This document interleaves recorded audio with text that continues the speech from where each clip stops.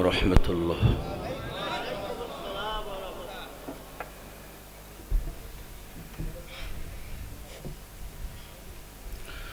কেমন আছেন আপনারা?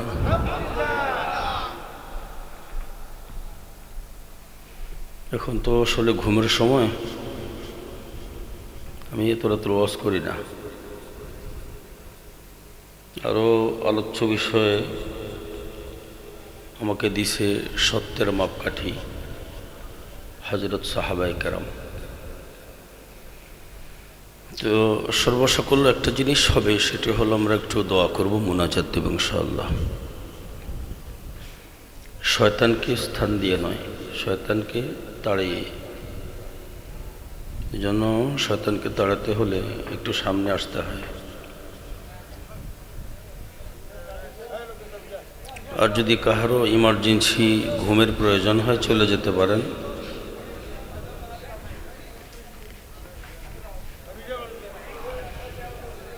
نحمده ونصلي على رسوله الكريم أما بعد فأعوذ بالله من الشيطان الرجيم اهدنا الصراط المستقيم صراط الذين أنعمت عليهم غير المغضوب عليهم ولا الضالين.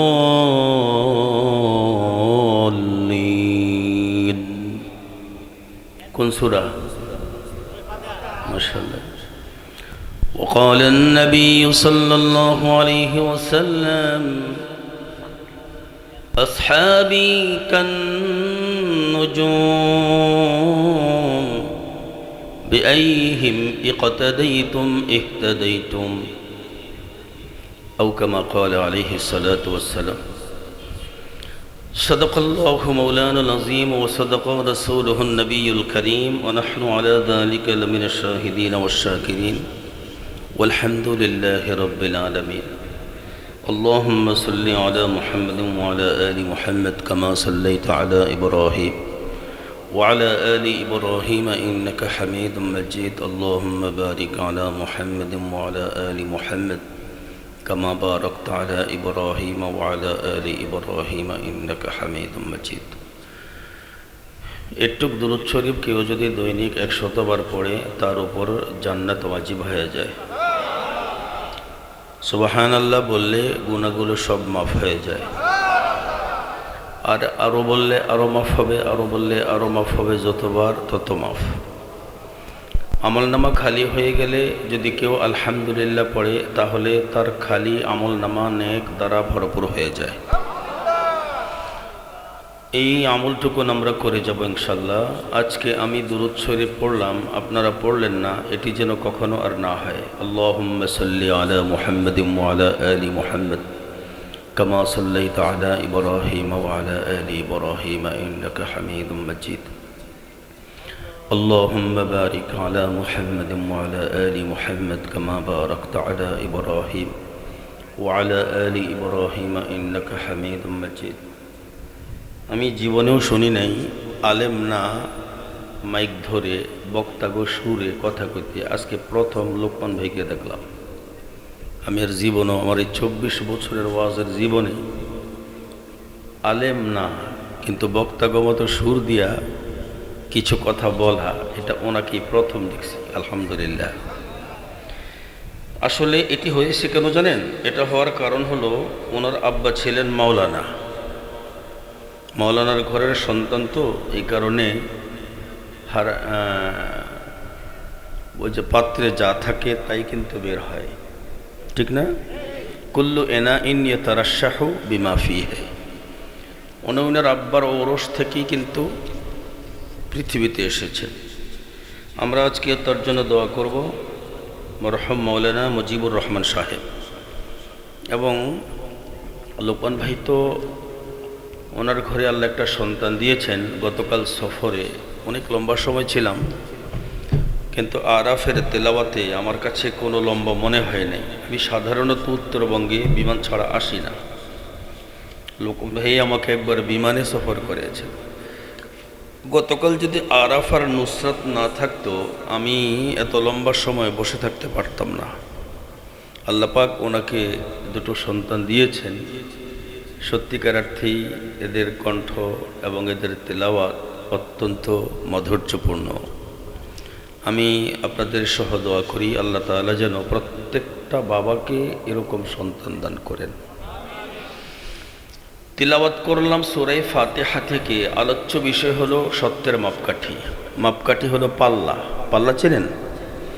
আমাদের দেশে রাজনৈতিক তো অনেক দল আছে, জামাত ইসলামের প্রতীক পাল্লা।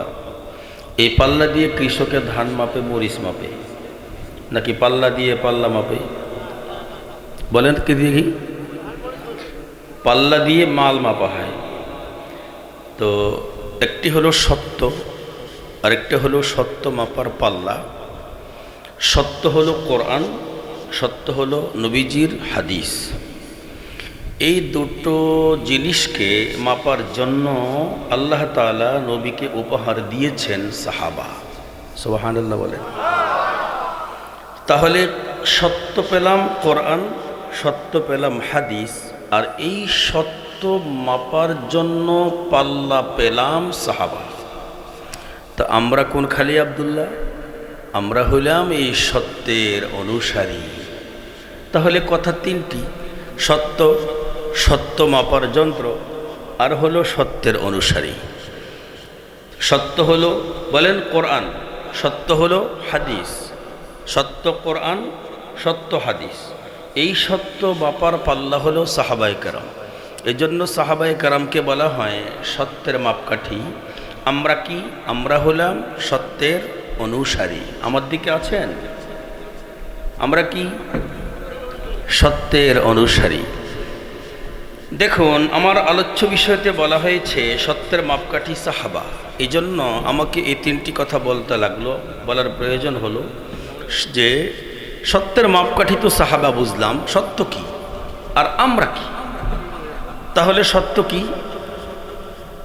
বলেন, সত্য কি? কোরআন আর হাদিস। সত্যের মাপকাঠি কি? সাহাবায়ে কেরাম। বলেন, সত্য কি? কোরআন হাদিস। সত্য মাপার পাল্লা কি? সাহাবায়ে কেরাম। মাপকাঠি মানে পাল্লা। আমরা কি? সত্যের অনুসারী। এই বলো, আমরা কি? সত্যের অনুসারী। তো আমাকে বলেছে যে এরকম চারজন সাহাবীর আলোচনা করতে, যাদের সাথে এই সত্যের মাপকাঠির আলোচনা হবে। রাত্র বেজে গেছে প্রায় 12টা। এত লম্বা চূড়া কথা বলার সময়ও আমার হাতে নেই, আর আমি ওই ঘুম নষ্ট করে ওয়াজ করি না। তো এর জন্য কি কিছুই করব না? অবশ্যই কিছু করতে হবে। আচ্ছা বলুন তো দেখি, আমরা যে উজু করি এটা কি কোরআনে লেখা না হাদিসে লেখা? বলেন, কোরআনে লেখা। কই লেখা? বলেন, কই লেখা? এই বাবা, তোমরা তো মাদ্রাসার ছাত্র, তোমরা তো মনোযোগী হবে না। তোমরা ভালো করে শোনো, এগুলো সাধারণত তোমাদেরই ক্লাস। ওনাদের তো জীবন শেষ, আর কদিন পরেই তো তোমরা ওনাদের জন্য দোয়া করবা। কি বলছিলাম? উজু যে আমরা করি, কোথায় লেখা আছে? কোরআনে কারিমে লেখা আছে। কোরআনে কারিমে যে উজুর কথা লেখা আছে, উজুতে আপনারা চেহারা ধৌত করেন, দুই হাতের কনুই সহকারে ধৌত করেন, মাথাকে ধৌত করেন, কি করেন? মাসে করেন। আচ্ছা বলুন তো দেখি, দুই পার টাকনু সহকারে মাসে করেন নাকি ধৌত করেন? পাইলেন কোথায়? কোরআনে। অথচ দেখেন কোরআনে কারিমের ভিতরে জবর জের পেশ দেওয়া ছিল না। এটা অনেক পরের কথা। এই জবর জের পেশ কোরআনে এসেছে অনেক পরে। ইয়া আইয়ুহাল্লাযীনা আমানু ইযা কুমতুম ইলাস সালাহ إذا قمتم إلى الصلاة فاغسلوا وجوهكم وأيديكم إلى المرافق وامسحوا برؤوسكم وأرجلكم إلى الكعبين। এই আয়াতের ভিতরে আরজুলাকুম আরজুলিকুম এটা কি হবে? কি হবে এটা? হযরতে উসমান ইবনে আফফান রাদিয়াল্লাহু তাআলা আনহু আপনারা যেমনি করে ওয়াজ শোনার জন্য এসেছেন, তখনকার সময়ে কিন্তু এইভাবেই মুসলমানরা কোরআন হাদিস শিখত। এখন তো অন্যান্য উপায়েও শিক্ষা করা হয়, এখন তো মাদ্রাসা আছে, মক্তব আছে, বিভিন্ন পন্থায় শিক্ষা দেওয়া হয়। কিন্তু তখন তো এগুলো ছিল না। সাহাবায়ে কেরাম চলে যেতেন, আবার যারা শিক্ষা করত তারা সাহাবায়ে কেরামদের কাছে আসতেন। মুসলমানরা এসে জিজ্ঞেস করলেন, উসমান, আমরা আপনার কাছে উযু শিখতে আসলাম, আপনি তো এই উযু পয়গম্বর মুহাম্মদুর রাসূলুল্লাহ সাল্লাল্লাহু আলাইহি ওয়াসাল্লাম থেকে শিখেছেন। হযরত উসমান করলেন কি, উযু কইরা দেখাইলেন।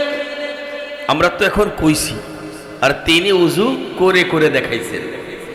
কেমনে তিনি উযু করলেন? প্রথমত তিনি করলেন কি, তার দুটো হাতকে কবজি পর্যন্ত ধুইলেন, যেটা কোরআনে নাই। কোরআনে কিন্তু প্রথমে দুই হাত কবজি পর্যন্ত ধোয়ার কথা কোরআনে নাই। তারপরে তিনি করলেন কি, পুরোটা চেহারা তিনবার করে ধৌত করলেন, এটা কোরআনে আছে। তারপরে তিনি করলেন কি, কনুই পর্যন্ত হাত ধৌত করলেন। কনুই সহকারে ধৌত করার কথা কোরআনে থাকলেও 3 বার ধৌত করতে হবে, 3 বার, 3 শব্দ কোরআনে নাই।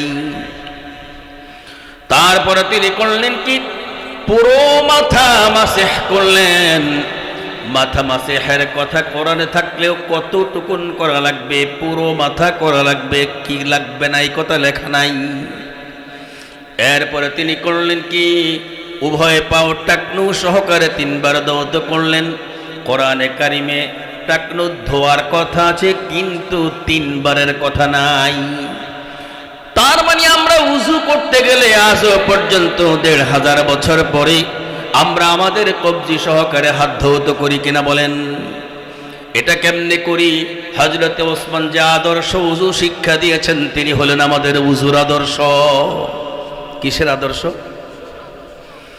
তারপরে আমরা চেহারা ধৌত করতে গেলে একবার ধৌত করি না, আমরা ধৌত করি 3 বার। এটা আমরা পেলাম কোথায়? এটা পেলাম হযরতে ওসমান থেকে।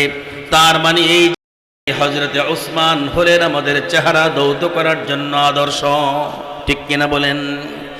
তারপরে তিনি পুরো মাথা মাসেহ করলেন। আমরা এই আদর্শ পেলাম কোন জায়গায়? হযরতে ওসমান শিক্ষা দিয়েছেন পুরো মাথা মাসেহ করার জন্য। তারপরে আমরা যে 3 বার আজও পর্যন্ত আমাদের পায়ের টাকনু সহকারে ধৌত করি, কয়বার? এই 3 বার যে ধৌত করি, কোরআনে তো একবারে কথা লেখা আছে, বা কোনো বারটার লেখা নাই, ধৌত করো। আল্লাহ বলেছেন, ইয়া আইয়ুহাল্লাযীনা আমানু ইযা কুনতুম ইলাস সালাতি ফাগসিলু ওয়ুজুহাকুম। আল্লাহ বলেন, ওহে মুমিন, যখন তুমি নামাজ পড়ার জন্য ইরাদা করো, যখন তুমি নামাজ পড়ার জন্য ইচ্ছা পোষণ করো, ফাগসিলু ওয়ুজুহাকুম, তুমি তোমার চেহারাটা ধৌত করো। আর কি বলছেন? ওয়া আইদিয়াকুম ইলাল মারাফিক, কনুই সহকারে ধৌত করো। আর কি বলছেন? ওয়ামসাহু বিরুউসিকুম, মাথাগুলো মাসহ করো। আর কি বলছেন? ওয়ারজুলাকুম ইলাল কাবাইন, তোমাদের টাকনু সহকারে ধৌত করো। হযরত ওসমান রাদিয়াল্লাহু তাআলা আমাদের জন্য আদর্শ কিনা বলেন? 4 সাহাবা থেকে আমি একজনেরটা কিছু বললাম। এবার আমি আপনাদেরকে জিজ্ঞেস করি, হযরতে ওসমানকে এমনি মারা গেছেন নাকি তারা হত্যা করা হয়েছে? জানেন আপনারা? হত্যা করা হয়েছে। হযরতে ওসমানকে হত্যা করা হয়েছে। হত্যা করার আগে তারে গৃহবন্দী করে রাখা হয়েছে। ওসমানকে ঘর থেকে বের হতে দেওয়া হয় না। তিনি শত্রুদেরকে বলেছিলেন, আমি একটু মসজিদে নববীতে গিয়ে নামাজটা জামাতের সাথে পড়তে চাই। শত্রুপক্ষ বলে, না না, তা আপনাকে করতে দেওয়া হবে না। 1 দিন, 2 দিন, 3 দিন, 4 দিন সময় গড়ায়। হযরত ওসমানকে বের হতে দেওয়া হয় না। যেদিন তারে হত্যা করা হয়, যেদিন তিনি শহীদ হয়ে যান, সেদিন তিনি করলেন কি? তিনি তো রোজাদার, রোজা রেখেছেন। রোজাদার থেকে আসরের পরে তিনি ইফতার প্রস্তুত করার জন্য শত্রুদেরকে বললেন, একটু সুযোগ দাও, ইফতারটা রেডি করি। শত্রু পক্ষের লোকেরা বলে, না না, তোমাকে ইফতার রেডি করতে দেওয়া হবে না। তখন তিনি করলেন কি? তার ওই কোরআনে কারীম যেটা তিনি লিখেছেন মুসহাফে ওসমান, মুসহাফে ওসমানকে তিনি তার মানে কোরআন শরীফটা খুলে তেলাওয়াত করতে শুরু করলেন। এক পর্যায়ে তার পিছন থেকে তীর মারা হলো, পিঠ দিয়ে তীর ঢুকে গেল, বুক দিয়া বের হলো। তীরের মাথাটা কোরআনে কারীম বরাবর এসে পড়লো খেজুর গাছের নলির মতো। শীতকালে দেখেছেন খেজুর গাছ থেকে যে রস বের হয়, ওই রস কোন নলিটা দিয়ে পড়ে? আছে এদেশে খেজুর গাছ? খেজুর গাছের নলির মতো তীরের আগাটা কোরআনে কারীম বরাবর আইসা তীরের মাথাটা নলির মতো আইসা এইভাবে আটকে গেল। হযরত ওসমানের শরীর থেকে রক্তগুলো প্রবাহিত হতে লাগলো, কোরআনে কারীমটা ভিজে গেল। হযরতে ওসমান কাত হয়ে পড়ে গেলেন। কাত হয়ে পড়ে যাওয়ার পরে সাথীরা দেখলো ওসমান তো মরে গেছে। কয় ঠিক আছে, চল এখন তো খেলা শেষ। কিছুক্ষণ পরে হযরত ওসমান আকাশের দিকে তাকায়া চোখগুলোকে মেইলা মুচকি হাসি দিলেন, সুবহানাল্লাহ। পাশের লোকেরা জিজ্ঞেস করলো, ওসমান, আমরা তো মনে করেছিলাম তুমি বুঝি শহীদ হয়ে গেছো, এখন দেখি তুমি মুচকি হাসতেছ, বলো দেখি কেন তুমি হাসলে? হযরত ওসমান বলেন, একটা বিষয় আমার জানা ছিল না। আমি আজকে রোজা রাখছিলাম, আর আমি ইফতার করার জন্য আমি তোমাদের কাছ থেকে, আমি আমার শত্রু পক্ষের কাছে ইফতারি প্রস্তুত করার জন্য আমি অনুমতি চাইলাম। কথাগুলো কি বোঝা যায়? অনুমতি চাওয়ার পরে তারা আমার অনুমতি দেয় না। আজকে যখন ওরা আমার তীর পিঠ থেকে বিধায় দিল, মেরে দিল, আর আমার বক্ষ দেশ দিয়ে তীরের মাথাটা বেরিয়ে আসলো, আমি তো তখন নিশ্চিত এখন তো আমার যাওয়ার ফালা। আল্লাহ তাআলা উপর থেকে আমার ডাইকা কয়, উসমান, তুমি যে রোজা রেখেছো, সকাল থেকে আমি আমার পয়গম্বরকে ডেকে বলেছিলাম ইফতারি রেডি করার জন্য। আমি আমার পয়গম্বরকে ডেকে বলেছিলাম, মুহাম্মদ রাসূলুল্লাহ, আমার মেহমান আজকে জান্নাতি ইফতার করবে, আপনি ইফতার রেডি করেন। আমি আর আমার রাসূল তুমি ওসমানের জন্য ইফতারি রেডি করেছি, আর তুমি দুনিয়ার জগতে ইফতার করার জন্য তুমিও রেডি হচ্ছ, এটা কি করে সম্ভব? আসো আসো, জলদি আসো, ইফতারের তো আর বেশি বাকি নাই, আর বেশিক্ষণ তোমাকে এখানে থাকতে দেওয়া যাবে না। তোমার ইফতারি কোন জায়গায় বলেন? তু জন্নত রা বনে কাদে ওয়ামান বদরা বদোজ খবর, তু জন্নত রা বনে কাদে ওয়ামান বদরা বদোজ খবর, কে বদবাশদ মোরা আজা তামান্নায়ে মিসালে তু। যারা আল্লাহর পাগল হয় তারা দুনিয়ার জগতে বসে বসে জান্নাতের জন্য অপেক্ষা করে। কথা বলেন ঠিক কিনা? আরো জোরে বলেন ঠিক কিনা? হযরত ওসমান ভাই কিছু বলছেন? হযরত ওসমান, এই ওসমান সহকারে সাহাবায়ে কেরামের সংখ্যা 1,24,000। কত? পয়গম্বর বলেন যেই কোন একজন সাহাবী আসহাবি কান নুজুম, ওরা হলো আকাশের নক্ষত্রের মতো। নক্ষত্র যখন আকাশে থাকবে, যেখানেই থাকবে, তামাম পৃথিবীর মানুষ সেই নক্ষত্র থেকে তারা উপকারিতা উপভোগ করতে পারবে। কথা বলে, আকাশের সূর্য যেমনি করে একটা তামাম পৃথিবীতে তার আলো পৌঁছাইতে কোনো বেগ পাইতে হয় না, এরকম একজন সাহাবী, এরা হলো দিনের সূর্য, এদেরকে অনুসরণ করলে পৃথিবীর মানুষ জান্নাত পর্যন্ত যেতে বেগ পেতে হবে না। এজন্য আল্লাহ তাআলা বলেছেন, তোমরা আমার কাছে দোয়া করো, ইহদিনাস সিরাতাল মুস্তাকিম সিরাতাল লাযীনা আন'আমতা আলাইহিম গায়রিল মাগদুবি আলাইহিম ওয়ালাদ-দাল্লিন। আল্লাহ কয়, ও বান্দা তুই আমার কাছে দোয়া কর, করবেন না আপনারা? আল্লাহকে, ও বান্দা তুই আমার কাছে দোয়া কর। কেমন দোয়া করবি? সিরাতে মুস্তাকিম মানে জান্নাতে যাওয়া যায় যেই পথে, ওই পথে যেন তোরে আমি পরিচালনা করি। তুই আমারে ওই পথে পরিচালনা কর। আল্লাহ তুমি আমাকে ওই পথে পরিচালনা করো যেই পথের শেষ জায়গার নাম হলো জান্নাতের দরজা। সুবহানাল্লাহ। তবে এই পথের বিবরণ আমি আল্লাহ দিলাম না, আমি আল্লাহ এই পথের বিবরণ দিলাম। সিরাতাল্লাযীনা আন'আমতা আলাইহিম, আমি আল্লাহ তাআলা তোমাদের জন্য পথিক দেখায়া দিলাম। পথিক কোন পথের পথিক? ওই পথিকগুলোর পথ অনুসন্ধান করলে পরে তোমরা জান্নাতে যাবে। সুবহানাল্লাহ।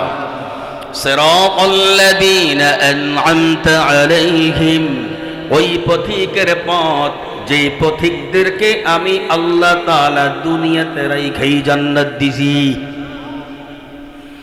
দুনিয়াতে যারাই খেয়ে জান্নাত দিছি কিনা বলেন? তারা কারা? ওয়ামান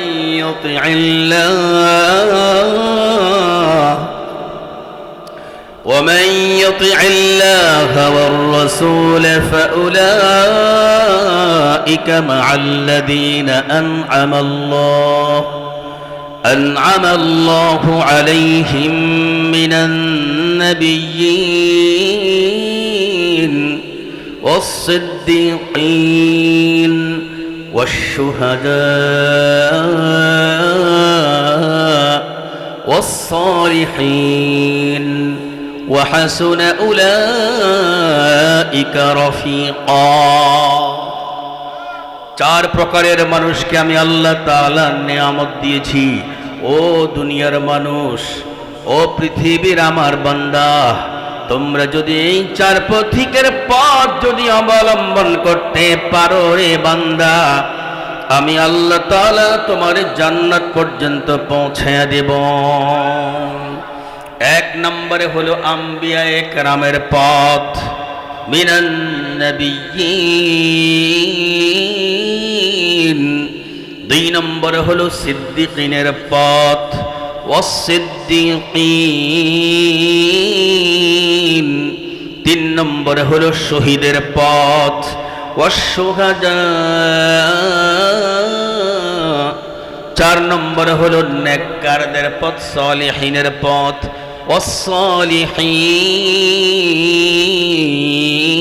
ওয়াসসালিহিন। সালিহ কাকে বলে? যার কথায় কাজে মিল আছে।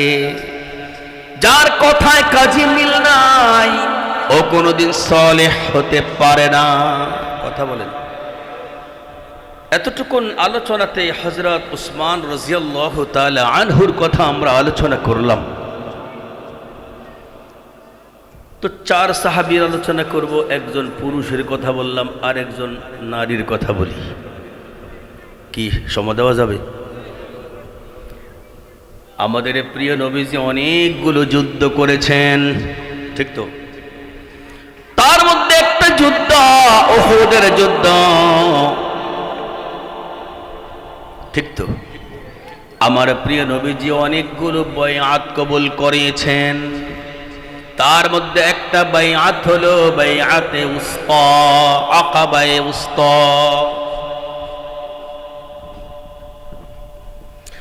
একজন নারী সাহাবী নাসিবা বিনতে কাব, কি নাম? আমাদের দেশে এখন এই নামগুলো নাই। নাসিবা, নাসিবা বিনতে কাব।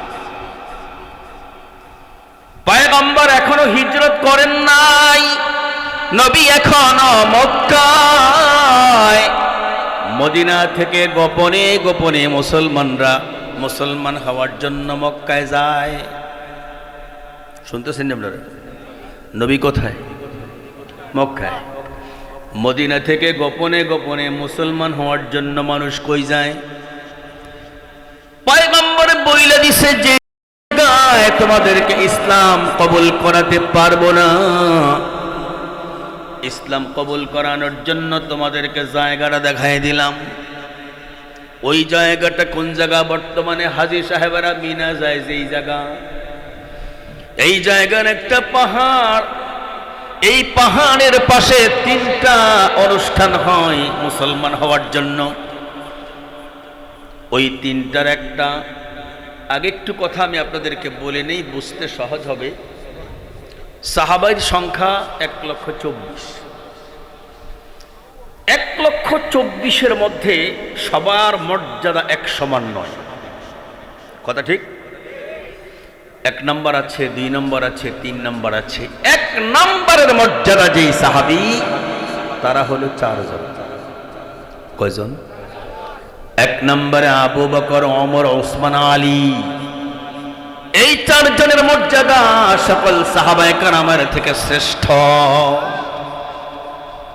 আর দ্বিতীয় যে প্রকার, এই প্রকারে হলো 313 জন।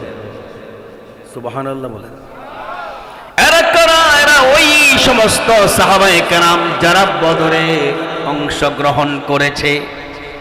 আল্লাহ যাদেরকে বলে দিয়েছেন ইউমালু মা শিকতুম, ও বদরি সাহাবী, বদরের যুদ্ধে যারা তোমরা অংশগ্রহণ করেছ, আজকের পরে তোমরা গুনাহ করলেও আমি আল্লাহ তাআলা তোমাদেরকে সাজা দেব না। আল্লাহু আকবার বলেন। ইয়া বামুরা ইয়া নায়াবাম জুস্তু জয়মি কুনাম হাসিল আয়াদ ইয়া নায়ায়াদ আরজুয়ে বি কুনাম। ওই সাহাবায়ে কেরাম 313 জন মাত্র 1000 কাফিরের বিরুদ্ধে তারা যুদ্ধ করেছিল। এদের কাছে কিচ্ছু নাই, কাফেরদের কাছে সব কিছু আছে। এমনকি দাঁড়ানোর জায়গাটা পর্যন্ত কাফিরদেরটা অনেক সুন্দর, অনেক অনুকূল, মুসলমানদেরটা অনেক প্রতিকূল। অনেক লম্বা কথা। এজন্য এরা হলো মর্যাদার দিক থেকে 2 নম্বর। 3 নম্বরে হলো বাইআতে রিদওয়ান। যেই সমস্ত সাহাবায়ে কেরাম বাইআতে রিদওয়ানে অংশগ্রহণ করেছেন, এদের সংখ্যা হলো 1400। কত? এই 1400 সাহাবায়ে কেরাম মর্যাদার দিক থেকে 3 নম্বর। কয় নম্বর? এই 3 নম্বরে যে 1400 সাহাবী, এরা এত মর্যাদা কেন পেল? মর্যাদা পাওয়ার একমাত্র কারণ, একজন মুসলমানের রক্তের প্রতিশোধ নেওয়ার জন্য এই সাহাবায়ে কেরাম সবগুলো পয়গম্বর হাতে হাত দিয়েছিলেন। কথা ঠিক তো?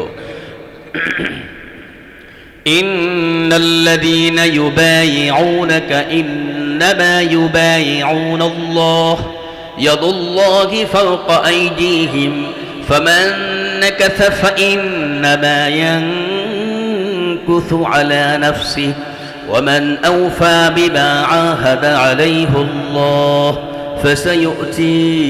ফাসায়ুতিহি আজরান আযীমা। আল্লাহু আকবার বলেন। হযরত ওসমানকে আল্লাহর পয়গম্বর বলেছিলেন, ওসমান, মক্কায় চলে যাও, আমরা সেই জায়গার মধ্যে তওয়াফ করতে যাব। তুমি মক্কার নেতাদের সঙ্গে গিয়ে একটু অনুমতি নিয়ে আসো। অনুমতি যখন নিতে গেলেন, এই সময় এক বৃদ্ধ আয়েশা নবীজির কাছে খুব রোনাজারি করতেছে। নবীজি জিজ্ঞেস করছে, মুরব্বী কাঁদেন কা? আমার নবী তো দয়ার নবী। কাঁদি কা বাবা? আমার দুনিয়াতে আমি ছাড়া, আল্লাহ ছাড়া আর কেউ নাই। আমার একটা ছেলে নাই, একটা মেয়ে নাই, স্ত্রী কেউ নাই। একটা মাত্র যুবক আমার ভাত, কাপড়, বাসস্থান সবকিছু ব্যবস্থা করে দেয়। আর ওই যুবকটাকে আজকে মক্কার বাইতুল্লাহর সামনে সবাই জবাই করে দিচ্ছে। নবীজি জিজ্ঞেস করতেছেন যে যুবকের নাম, কয় ওসমান। কয় কোন ওসমান? কয় ওসমান হলো আফফানের ছেলে। নবীজি ঝরঝর করে কেঁদে দিছেন, কারণ এই ওসমানই তো নবীর মেয়ের জামাতা। সুবহানাল্লাহ। পয়গম্বর হাতটা বাড়িয়ে দিয়ে বললেন, ও সাহাবায়ে কেরাম, তাওয়াফ করার জন্য এসেছি বাইতুল্লাহ, আগে তোমরা আমার হাতে হাত দাও। একজন মুসলমান আমার সাহাবী ওসমানকে জবাই করে দিয়েছে, মাত্র সংবাদ পেলাম। তোমরা আমার হাতে হাত দাও, রক্তের প্রতিশোধ নেওয়ার জন্য জীবন দিতে কে কে রাজি? 1400 সাহাবায়ে কেরামের মাঝে একজনও বাকি ছিলেন না। আল্লাহু আকবার বলেন। আর যদি আমরা আপনাদেরকে বলি, ওই লোকটা, ওই মহিলাটায় একে একে ফাঁসি, আর অপর দিকে শুধু মানুষগুলো গুম খুন। একজন মুসলমান নয়, দুইজন মুসলমান নয়, হাজার হাজার মুসলমানকে শেষ করে দিয়েছে। এই মুসলমানের জন্য বাংলাদেশের মানুষেরা ওই যে এক মুসলমানের জন্য 1400 সাহাবী বয়াত কবুল করে। আল্লাহ তাআলার পয়গম্বর বলেন, তোমরা আজকে যারা একজন মুসলমানের রক্তের প্রতিশোধ নেওয়ার জন্য আমার হাতে হাত দিয়েছ, তোমরা কি জানো তোমাদের সবার হাতের উপরে কার হাত? সাহাবায়ে কেরাম বলতেছেন, না ওগো আল্লাহর রাসূল, জানি না। কয় আল্লাহ তাআলা বলেছেন, ইয়াদুল্লাহ, আল্লাহ বলে দিয়েছেন ইয়াদুল্লাহি ফাওকা আইদিহিম। ও পয়গম্বর, আপনার এই 1400 সাহাবায়ে কেরামের সবগুলো হাতের উপরে আরেকটা হাত আছে, ওই হাতটা হলো আমি আল্লাহর হাত।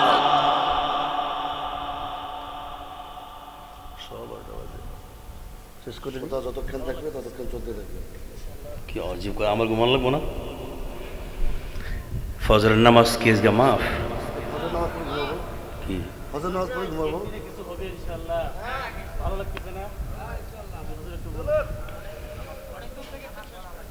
আল্লাহর পয়গম্বর এই কথা জানিয়ে দেওয়ার পরে সাহাবায়ে কেরাম আল্লাহ পাকের পয়গম্বরের হাত থেকে সরায় নেন না। অথচ ঘটনা কি হয়েছে জানেননি? একটু পরে হযরত ওসমান আয়েশা পড়ছে। ওই যে আমাদের দেশে এক ছেলের জানাজা মানাজা পড়ে শেষ করছে, পরে দেখা গেছে 13 দিন পরে হ্যাঁ এসে হাজির। এদিকে নবীজি কিন্তু সবার থেকে বয়াত নিছে, ওসমান এসে হাজির। নবীজি জিজ্ঞেস করতেছে, ওসমান, শুনলাম তোমার বেলে জবাই করে দিছি। আল্লাহ তাআলা আয়াত পাঠিয়ে দিয়ে বলতেছেন, হে রাসূল, আমি আল্লাহও আপনাকে হাতের উপরে হাত দিছি, কত অর্থ এটা না আমি তো জানি না। আমি তো জানি ওসমানরে কিচ্ছু করে নাই। আর যে বুইরাটা আপনার এই কথাটা কইছে, এটা হলো ইবলিস। কি কিছু বুঝতেছেন আপনারা? এবার প্রশ্ন হবে, তারপরেও কেন আল্লাহ তাআলা তার কুদরতি হাত সব হাতের উপরে দিলেন? এটা হলো আগামী দিনের জন্য। আল্লাহু আকবার বলেন। তার মানে সাহাবায়ে কেরামকে দিয়ে সত্যের মাপকাঠি বানানোর জন্য আল্লাহ তাআলা এই কাজটা করেছেন। কিয়ামত পর্যন্ত যদি একজন মুসলমান কেউ রক্তপাত ঘটায়, তামাম উম্মতে মুসলিমা তার প্রতিশোধ নেওয়ার জন্য এই বয়াতে অংশগ্রহণ করতে হবে। ঠিক কিনা বলেন? রাজি নি আপনারা? শাপলা চত্বরে কত হাজার হত্যা করেছে আল্লাহই জানে। শুধু পালাইছি আর দৌড়াইছি, পিছে দেখার সময় নাই। শুধু পালাইছি আর দৌড়াইছি, পিছে দেখার সময় নাই। শুধুমাত্র ডট ডট ডট ডট করে আওয়াজ শোনা যায়। যার হায়াত আছে ওই শুধু বাইসে গেছে, এই ছাড়া ওই জায়গাতে আগ্রাসনে বাঁচার কোনো উপায় নাই। কিন্তু আফসোসের বিষয় হলো, এত ফাঁসি, এত হত্যা, আর আমরা এই মুসলমানরা কিছুই করি নাই। অথচ আমাদের দায়িত্ব ছিল সেই জায়গাতে ওই সাহাবায়ে কেরামের মতো যারা ওসমানের সংবাদ পাইছে, অথচ ওসমান এখনো মরে নাই, তারে মারতে পারে নাই। এই সংবাদের কারণেই কিয়ামত পর্যন্ত অগ্রিম একটা বয়াত আল্লাহ তাআলা কবুল করেছে। কথা ঠিক নেই? তো এই বিষয়ে আমরা এতটুকুন বুঝলাম যে একজন সাহাবী আর একজন সাহাবিয়ার কথা আমি এখন আলোচনা করব। তাহলে আসুন সাহাবায়ে কেরামের মাঝে 3 নম্বরে গেলেন এরা। 4 নম্বরে কারা? 4 নম্বরে ওই সমস্ত সাহাবায়ে কেরাম যারা মদিনা থেকে হিজরত করে করে পয়গম্বরের আকাবায়ে সালেসা, তার মানে আকাবায়ে কুবরা, আকাবায়ে উস্তা, আকাবায়ে উলা, 3 বার পয়গম্বরের কাছে দলে দলে এসে তারা হাত রেখে ইমানের উপরে শিরিক করব না, জেনা করব না, ব্যভিচারী করব না, চুরি করব না, ডাকাতি করব না, এই কথাগুলোর উপরে হাত রেখে রেখে যারা বায়াত কবুল করেছেন, আল্লাহর পয়গম্বর বলে দিয়েছেন তোমরা হলা এই 4র্থ নম্বরে আকাবায়ে উলা, যারা 1 নম্বরে এসেছ, তারপরে 6 নম্বরে হলো আকাবায়ে উস্তা, 7 নম্বরে হলো আকাবায়ে সালেসা, তার মানে আকাবায়ে কুবরা। এই 3টা আকাবায় যারা বায়াত কবুল করেছে, এই সাহাবায়ে কেরাম গুলো ক্রমান্বয়ে ওই দিকে 3 এই দিকে 3, কত হলো? 6। তারপরে সাহাবায়ে কেরাম বিদায় হজের আগ পর্যন্ত যারা মুসলমান হয়েছে আর এদের মর্যাদা, আবার যারা বিদায় হজের পর থেকে নিয়ে পয়গম্বরের ইন্তেকাল পর্যন্ত ইসলাম কবুল করেছে, ওদের মর্যাদা টোটাল সাহাবায়ে কেরামের 1,24,000, এদের মর্যাদা 8 প্রকার। কয় প্রকার? এদের মধ্যে একজন নারী, তার নাম হলো নাসিবা বিনতে উকবা, নাসিবা বিনতে উকবা কাব, নাসিবা বিনতে কাব রাদিয়াল্লাহু তাআলা আনহা। এই নারী উহুদের যুদ্ধে গেছে, যা দেখতেছে আব্দুল্লাহ ইবনে কুমাইয়া পয়গম্বরের দিকে দৌড়ায় আর চিৎকার করে করে বলে, মুহাম্মদ কোন জায়গায়, তোমরা আমারে দেখায়া দাও, আমি ওরে 2 টুকরা করে ফেলবো। নাউজুবিল্লাহ কইতেন না। একজন নারী একটু শুনেন, মা বোনরা আছে না, আমার এই জায়গায় এই নারীর যে আদর্শটা হবে, আপনারা দেখেন নবীর জন্য সে কি করেছে। নাসিবা বিনতে কাব যখন দেখলো আব্দুল্লাহ ইবনে কুমাইয়া দৌড়ায় আর চিৎকার করে করে ডেকে ডেকে বলে, মুহাম্মদ কোথায়, আমি ওরে 2 টুকরা করে ফেলবো, নাঙ্গা তরবারি নিয়ে দৌড়ায়। এক পর্যায়ে দৌড়াতে দৌড়াতে পয়গম্বরের কাছাকাছি চলে যায়। যাওয়ার পরে নাসিবায় বলতেছে, ও সাহাবায়ে কেরাম, জানো কি অন্যান্য সাহাবায়ে কেরাম যে তার সামনে পড়ে আব্দুল্লাহ ইবনে কুমাইয়ার তরবারি ছিল লম্বা, খাটো তরবারি আর লম্বা তরবারি। এরকম যদি একজনের হাতে অনেক লম্বা হয় আর একজনের হাতে খাটো হয়, বলেন তো দেখি এখানে জয়ী হব কি? ঠিক তো? আব্দুল্লাহ ইবনে কুমাইয়া লম্বা একটা তরবারি নিয়ে আসে, আর সাহাবায়ে কেরাম জানায় যে তাদের হাতে, কাহারো হাতে তো লম্বা তরবারি নাই। একেবারে কেটে কেটে পয়গম্বরের সামনে পর্যন্ত চলে যায়। নাসিবা ডাক দিয়ে কয়, আমি যখন দেখলাম আব্দুল্লাহ ইবনে কুমাইয়ার সঙ্গে কেউ পারে না, আমি পাশ থেকে এসে আব্দুল্লাহ ইবনে কুমাইয়ার গর্দানে কোপ দিলাম, কিন্তু তার গায়ে লোহার পোশাক থাকার কারণে তার কিছু হয় নাই। ওই যুদ্ধে ও আমারে পাল্টা কোপ দিয়ে আমার একটা হাত ফালাইয়া দিছে। দেখছেন পয়গম্বরের মহব্বত কেমন? নাসিবা একজন রমণী হয়ে উহুদের যুদ্ধে তার কি ভূমিকা ছিল সামান্য বললাম। এই জায়গাতে পয়গম্বরকে 2টো ক্ষত বিক্ষতের শিকার হতে হয়েছে। পয়গম্বরের মাথা মুবারক হেলমেট ঢুকে গেছে, পয়গম্বরের দান মুবারক শহীদ হয়ে গেছে। কথা বলেন ঠিক কিনা? এই যে 2টা কাজ হলো আব্দুল্লাহ ইবনে কুমাইয়ার মাধ্যমে, কিন্তু এই 2টা হলো আমার পয়গম্বরের তাজা রক্ত এই জমিনে পড়ে গেছে। এখন কি কোনো মুসলমান কি এই কথা বলেছে, ও পয়গম্বর আপনি যদি সত্য হইতেন আল্লাহ কা বাঁচাইল না? কথা বলেন, বলেছে কেউ? বরঞ্চ তারা এটা জানতো আল্লাহ তাআলার পছন্দ এই ধর্মের জন্য আর এই কোরআন আর সুন্নাহর জন্য পয়গম্বর পর্যন্ত রক্ত দিলেন। ও বান্দা, তোমরা কি করলা? আল্লাহ তো এটাই বলছেন, ইহদিনাস সিরাতাল মুস্তাকিম সিরাতাল লাযীনা আন'আমতা আলাইহিম আই মিনান নাবিয়্যিন ওয়াস-সিদ্দীকিন ওয়াশ-শুহাদা'i ওয়াস-সালিহিন।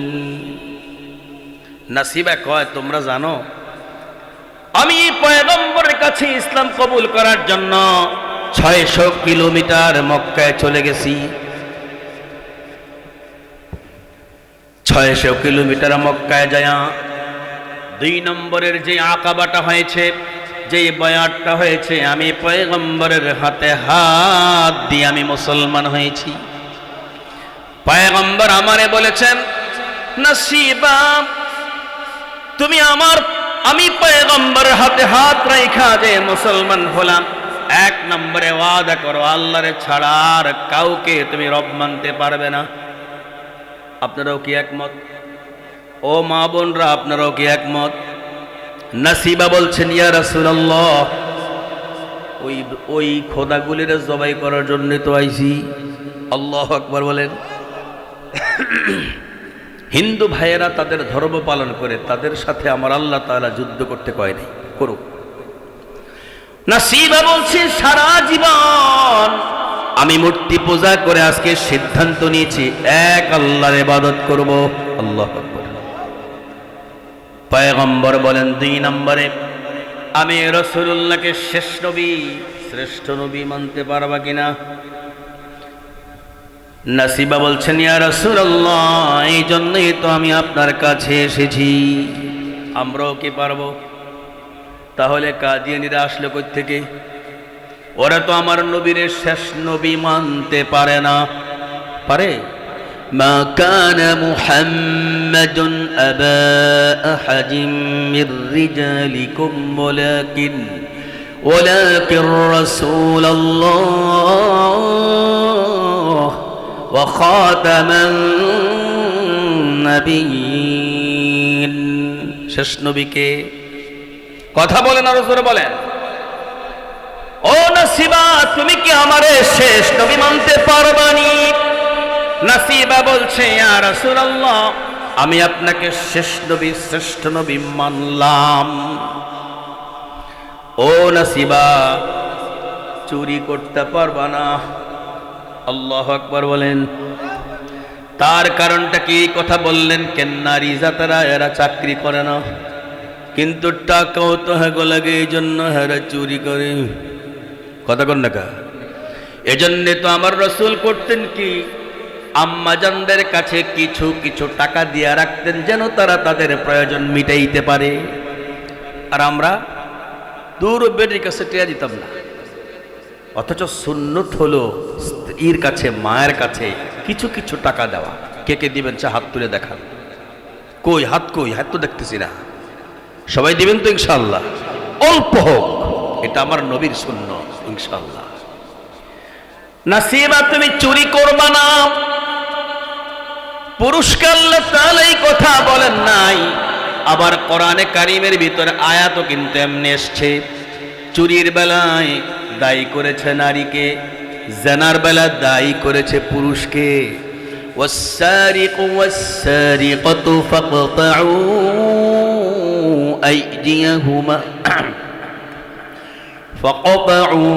আইদিয়াহুমা জাযাআআন বিমা কাসাবা। এই জায়গা আল্লাহ তাআলা বলে, রাহা ও পুরুষ, তোমাকে আমি এত কর্মক্ষমতা দেওয়ার পরেও তারপরেও তুই চুরি করস।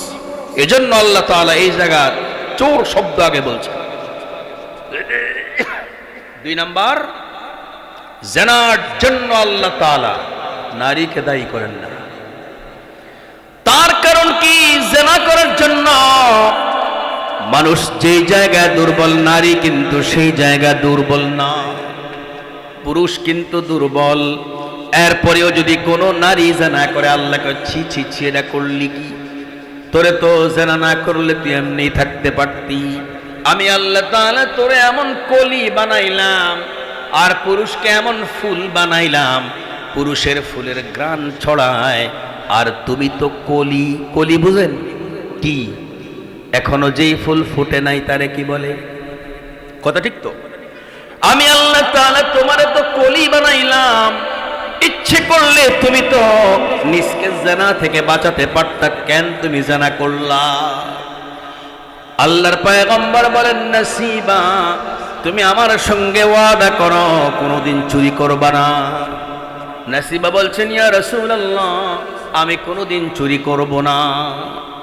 এইভাবে সিস্টেমে সবগুলো বয়াত কবুল করালেন। নাসিবা বলেন, আমি সেই বয়াত কবুল করলাম। পয়গম্বর ঘোষণা করলেন, ওই জায়গায় আমার নাম ৫ম নম্বরে চলে এসেছে মর্তবার দিক থেকে। আল্লাহু আকবার।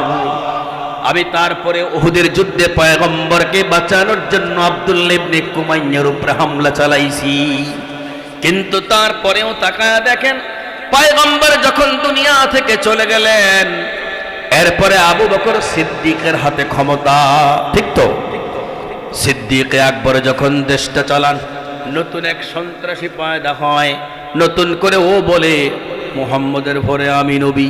নাউজুবিল্লাহ। কোন আর এই যুদ্ধ, ওর বিরুদ্ধে যুদ্ধ করার জন্য হযরত আবু বকর সিদ্দিক রাদিয়াল্লাহু তাআলা আনহু তিনিও যুদ্ধের ঘোষণা করলেন। ওই যুদ্ধের ঘোষণা যখন তিনি করলেন, নাসিবা নামক মহিলা, মহিষী নারী সাহাবিয়া, তিনি বলেন আমি সিদ্ধান্ত নিয়েছি আজকে আমি মুসাইলামাতুল কাজ্জাবকে হত্যা না করা পর্যন্ত বাড়িতে যাব না। আল্লাহু আকবার বলেন। তিনি কেমনে হত্যা করবেন? তার একটা পুত্র সন্তান ছিল, সন্তানটাকে তরবারি দিয়ে পাঠিয়ে দিছে, কয় যা মুসাইলামাতুল কাজ্জাবের কোপ দিয়ে 2 টুকরা কইরায়, কারণ আমার পয়গম্বরের পরে ও খতম নবুয়তের উপরে হামলা চালাইছে। সন্তানটা যখন সামনে যায়, মুসাইলামাতুল কাজ্জাব ওই সন্তানটার দিকে তরবারি আঘাত করে তারে 2 টুকরা করে ফেলে। নাসিবা বলতেছে, আমার কোনো আপত্তি নাই, খতমে নবুয়তের জন্য আমার সন্তানটা আল্লাহর রাস্তায় শহীদ হয়ে গেছে।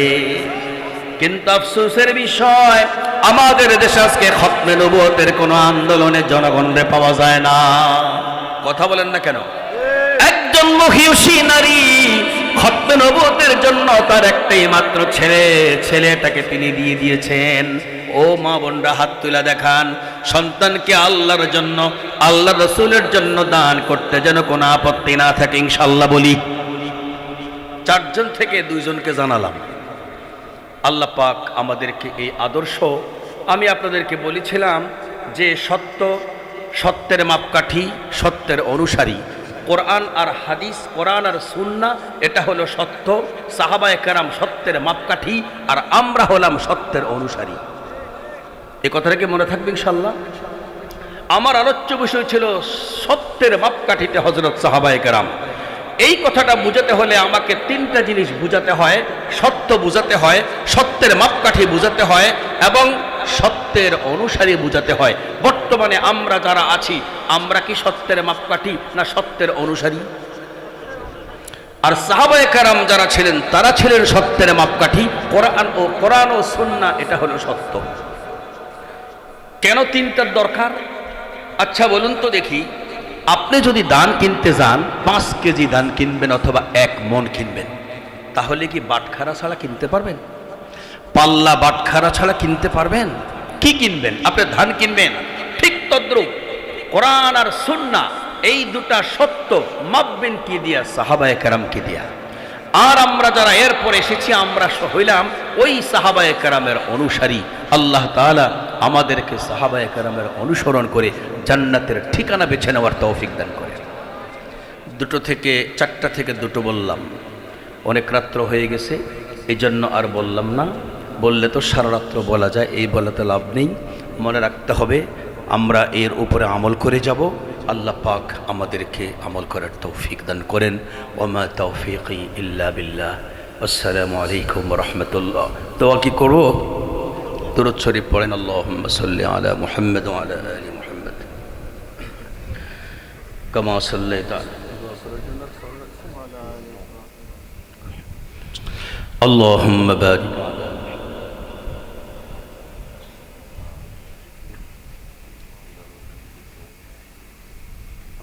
অসুস্থ,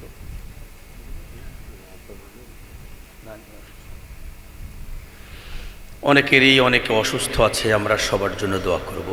বিশেষ করে আমাদের লোকমান হাকিম ভাই দোয়া চাইছেন ওনার আম্মার জন্য, ওনার নানির জন্য। নানি বেশি অসুস্থ, আবার নানির অসুস্থতার সংবাদে তো সন্তানরা এমনিই পেরেশানে অসুস্থ হয়। এজন্য আমরা তার নানি, তার মায়ের জন্য দোয়া করব। বিশেষ করে ওনার আব্বা মাওলানা মুজিবুর রহমান, আল্লাহ তাআলা যেন তাকে জান্নাতে নসিব ফরমান এবং কবরের যে জগৎ যেন আল্লাহ তাআলা তাকে জান্নাতের বিছানায় ঘুম পাড়ায় দেয়। এই দোয়াটা আমরা আমাদের সকলের জন্যই করব। আমাদেরও তো আব্বা আম্মা আছেন, দুনিয়াতে নেই, ঠিক না?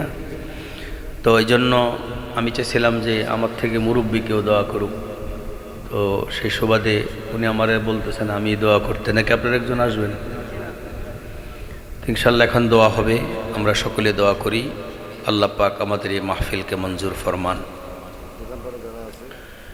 আচ্ছা, যারা যেখানে আছি, মা বোনরা অনেকে আছে, বাড়িতে আছি, বাড়ি থেকে আমরা হাত তুলব। আলহামদুলিল্লাহি রাব্বিল আলামিন ওয়াল আকিবাতু লিল মুত্তাকিন والصلاة والسلام على أشرف الأنبياء والمرسلين وعلى آله وصحبه أجمعين. ربنا ظلمنا أنفسنا وإن لم تغفر لنا وترحمنا لنكونن من الخاسرين. गुनाहों में सारी उम्र गुजारी, ऐ मेरे मौला ऐ मेरे बारी. रब्बना अस्रिफ अन्ना अज़ाब जहन्नम इन्न अज़ाबहा काना गरामा इन्नहा साअत मुस्तक़र्रा व मुक़ामा. রব্বুল আলামিন গভীর রজনী, সেই আসর থেকে নিয়ে আলোচনা উপলক্ষ হলো মরহুম মাওলানা মুজিবুর রহমান বিদায় দিয়ে সন্তানরা আজও কাঁদে। যেদিন তিনি চলে গেছেন সেদিনকার কান্না বুকে চাপা দিলেও চোখে তো চাপা দেওয়া যায় না। আর সকলকে নিয়ে কান্না করার জন্য প্রতি বছর একটা মাহফিল হয়। রব্বুল আলামিন দুনিয়ার কোন মানুষ পুরান জিনিস পছন্দ করে না, আপনি এক সত্তা, পুরান হাতগুলো আপনার কাছে পছন্দ, সবাই নতুন পছন্দ, আপনার কাছে পুরান হাত পছন্দ, সবার কাছে নতুন পছন্দ, আপনার কাছে পুরান চোখের পানিগুলো পছন্দ। রব্বুল আলামিন তাকায়া দেখেন আমার সামনে কেমন কেমন মুরব্বীরা বসে আছে। আল্লাহ, সেই পুরাতন হাতগুলো আপনার শাহী দরবারে তুললে কাঁপতে থাকে। এখন আর আগের মতো কোনো মাল বহন করা সম্ভব হয় না। এই সময় আল্লাহ আপনি বান্দাগুলোরে ডাইকা ডাইকা বলেন, আমরা তো কান্নাই বিদায় সরি না। ও বান্দা, তোমার এখন আর কোনো দাম নাই, সমাজে তোমার কোনো দাম নাই, ফ্যামিলির কাছেও তোমার কোনো দাম নাই, কেউ তোমার এখন আর মূল্যায়ন করে না। সবাই তোমারে বোঝা মনে করে। তোমার এই পুরাতন হাতগুলো কোনো দিকে না বাড়ায়া আমি আল্লাহর দরবারের দিকে যদি তুমি বাড়ায়া আল্লাহ কয়া ডাক দিতে পারো, রে বান্দা আমি আল্লাহ তোমার এই গুনাহের হাতগুলো গুনাহ রাখবো না, আমি আল্লাহ এগুলোরে পবিত্র বানায়া জান্নাতের যোগ্য হাত করে দিব। দুনিয়ার গুনাহগাররা তোমার হাতের সাথে হাত লাগাইলে গুনাহ মাফ হয়ে যাবে। রব্বুল আলামিন আমাদের সঙ্গে এমন কিছু মানুষ হাত তুলেছে যে হাতগুলো কোরআনের পৃষ্ঠা উল্টায়, যে হাতগুলো হাদিসের পৃষ্ঠা উল্টায়। এমন কিছু হাত আমাদের সঙ্গে আছে যে হাতগুলো বাইতুল্লাহর ওই মাতাফের মধ্যে বিছায়া বারবার সুবহানা রাব্বিয়াল আ'লা, যে হাতগুলো হাজারে আসওয়াদ বরাবর রাইখা গুনাহগুলো হাজারে আসওয়াদের সঙ্গে বিনিময় করার সুযোগ পাইছে। রব্বুল আলামিন যত জায়গায় দোয়া কবুল হয় ওই জায়গাতে হাত তোলার তৌফিক পাইছে এমন কতগুলো হাতও আমাদের সঙ্গে। আমরা গুনাহগার, বিশেষ করে আমি নালায়েক গুনাহগার। আল্লাহ পাক আপনার শাহী দরবারে আমি হাত তুলেছি সবাইকে নিয়ে। ওই প্যান্ডেলের ভিতরে মায়েরা আছে, যে মায়ের জাতেরা কথা না বললে পেটের ভাত হজম হয় না, তারাও কোরআনের কাছে আসলে সম্পূর্ণ বোবার মতো বইসা থাকে। রব্বুল আলামিন বাবার বয়সের মানুষগুলো হাত তুলে বসে আছে, পেটে খাবার নাই, তারপরেও হাত তোমার দরবারে। দয়া করে আল্লাহ সবগুলো মানুষের মাফ করে দেন। আল্লাহ প্রত্যেকের দোয়াকে কবুল করে নেন। যার দিলে যে দোয়াটা বিরাজমান, যার কার কোন জিনিসের দরকার, ওই দরকার আপনি পূরণ করে দেন। রব্বুল আলামিন আমার বাবাও দুনিয়াতে নাই, লোকমান ভাইয়ের বাবাও দুনিয়াতে নাই, আরও যে ভাইয়েরা হাত তুলেছে এমন অনেকে আছে বাবা দুনিয়াতে নাই, অনেকের আছে মাও নাই। মা মারা যাওয়ার পরে বাড়িতে মন টিকে না। যেই ঘরে মা ছিল পেশাব পায়খানা করত, তখন মনে হতো মরে গেলে ভালো হইতো, কিন্তু যেদিন মা মরে গেছে তারপর থেকে ঘরে ঢুকলে আর মন টিকে না। রব্বুল আলামিন বাবারে দেখলে চাঙে ভাল লাগতো না, কিন্তু বুঝি নাই বাবা গেলে কেমন লাগবে। বাবা যেদিন চলে গেছে সেদিন 10 টাকার অভাবে কারো কাছে হাত তুললেও যেন পাওয়া যায় না। অথচ বাবার কাছে গিয়ে যদি বলতাম বাবা 10,000 টাকা লাগবে, বাবা পকেটে টাকা নিছে নিজের চিকিৎসা করার জন্য। সন্তানে যখন বলছে বাবা 10,000 টাকা লাগবে, নিজের চিকিৎসা না করাইয়া সন্তানরে কয় বাবা ধর, তুই লয়া যা, তুই তোর প্রয়োজন মিটানোর জন্য আমার এই চিকিৎসার টাকা তোরে দিয়ে দিলাম, তুই লয়া যা। রব্বুল আলামিন তখন তো বুঝি নাই বাবা গেলে কেমন লাগবে।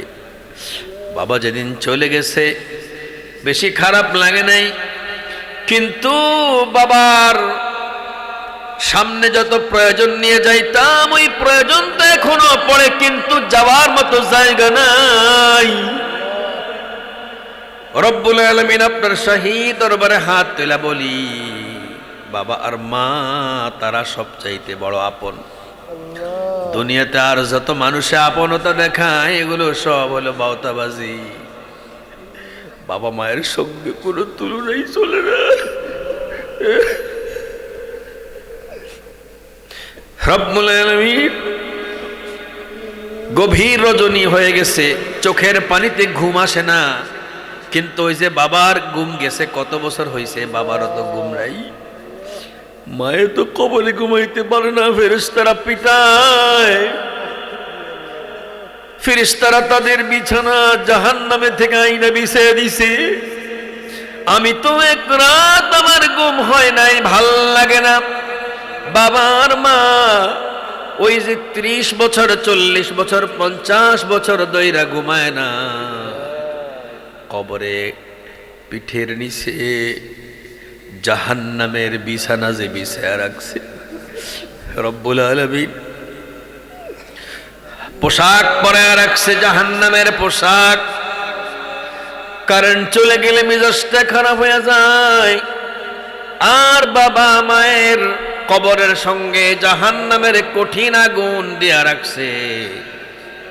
রব্বুল আলামিন তোমার এই আদালত ছাড়া এগুলো সরানোর ক্ষমতা কারো নাই। তোমার আদালত ছাড়া কারো ক্ষমতা নাই। এই চোখের পানিগুলো তুমি আমাদের ওই আব্বা আম্মা দাদা দাদি নানা নানি শ্বশুর শাশুড়ি সহকারে যত মানুষের সঙ্গে আমাদের ঈমানেরও সম্পর্ক আছে আল্লাহ, দয়া করে আল্লাহ এই চোখের পানিগুলো দ্বারা তাদের ওই জাহান্নামের সাজাগুলোকে নিভায়া জান্নাতের পরিবেশে পোশাক বিছানা এবং তাদের দরজা জানালার আবহাওয়াকে করে দেন আল্লাহ। রব্বুল আলামিন আজকের এই মাহফিলকে আপনি কবুল করে নেন আল্লাহ। যদি আমাদের জীবনের এটা শেষ মুনাজাত হয়ে থাকে আর মুনাজাত দেওয়ার যদি সুযোগ না পাই, এটাই তওবার মুনাজাত। আর চুরি করব না, ডাকাতি করব না, জেনা করব না আল্লাহ রব্বুল আলামিন। ওই গুনাহ করব না যেই গুনাহ আপনার পছন্দ না, ওই গুনাহ করব না যেই গুনাহ আপনার পছন্দ না। সারা জীবন কাটে দিলাম গুনাহোं में सारी उम्र गुजारी, आए मेरे मौला आए मेरे बारी, तक़ब्बल दुआना बिवसीलतिल मलकिल मुक़र्रबीन وتقبل دعانا بوسيلة الأنبياء والمرسلين وتقبل دعانا بوسيلة سيد الأنبياء والمرسلين। আয় আল্লাহ, যে ছেলেগুলো মাদ্রাসায় পড়ে আল্লাহ, অনেকে আছে কোরআন মুখস্থ করতে চায় পারে না, আবার মুখস্থ থাকে না।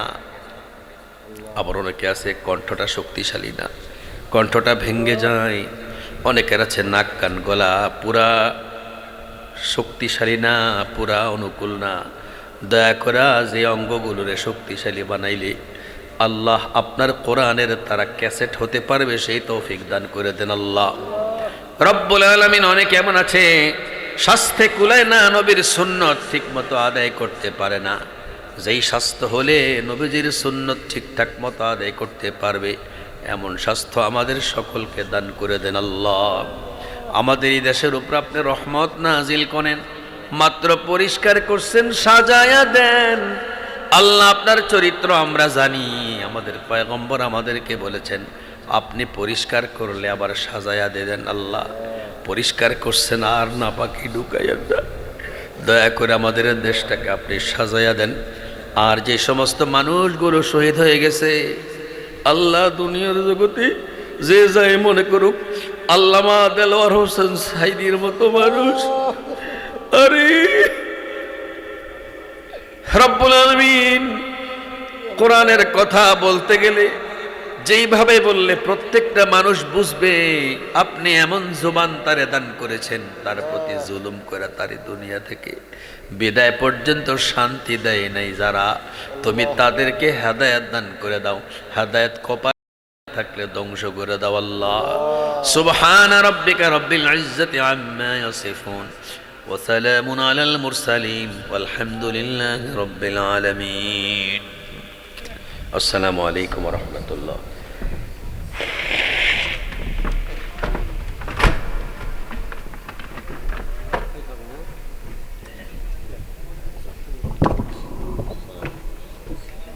হুজুর আসসালামু আলাইকুম।